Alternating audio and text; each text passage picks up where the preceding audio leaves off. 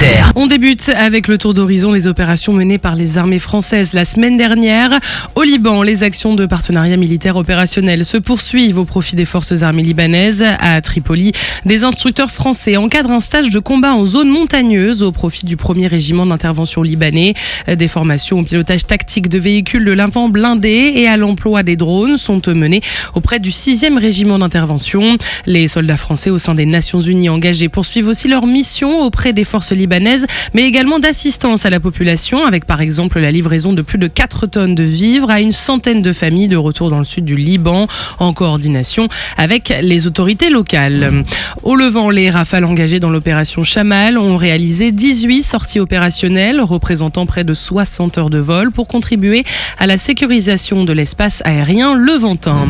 Aux Émirats Arabes Unis, les Rafales ainsi que les hélicoptères Tigre et Fennec poursuivent leur vol de réassurance et leur prise d'alerte, tandis qu'au sol, les nombreux moyens déployés en défense anti-aérienne et anti-drone permettent de participer à la protection des emprises françaises et alliées. En Méditerranée orientale, une frégate française reste déployée afin de maintenir une capacité autonome d'appréciation de situation et garantir la réactivité des armées françaises face à toute évolution sécuritaire.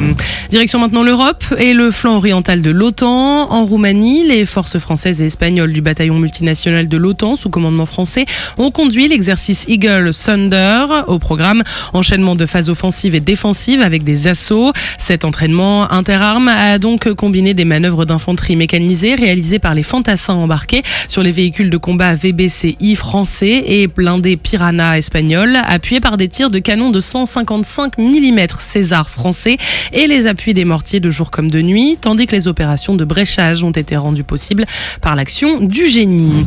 En Lituanie, les Rafales français engagés dans la mission de police de l'air en Baltique ont participé à l'exercice interallié Brave Griffing dans le corridor stratégique de Suwałki. Réunissant près de 1500 militaires alliés, cet entraînement permet de renforcer la réactivité et l'interopérabilité des forces de l'OTAN sur son flanc est. Les chasseurs français ont pu conduire différentes missions comme l'appui aérien rapproché, les démonstrations de force au profit des troupes au sol.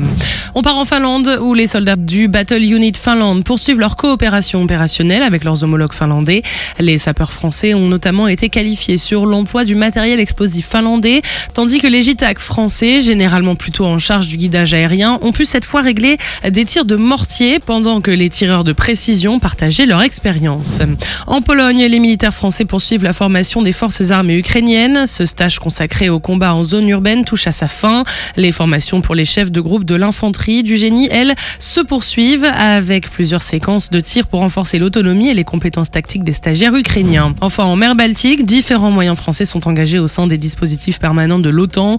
Une frégate multimission a pu par exemple conduire plusieurs entraînements conjoints avec une frégate portugaise, tandis qu'un chasseur de mines participe aux opérations du groupe OTAN de garde des mines avec des entraînements de détection et de neutralisation de menaces sur les axes maritimes en partageant son expertise avec les marines alliées, notamment polonaises et estoniennes. Sur terre, sur mer, comme dans les airs. Skyrock PLM, en équipe avec Uneo, la mutuelle des forces armées.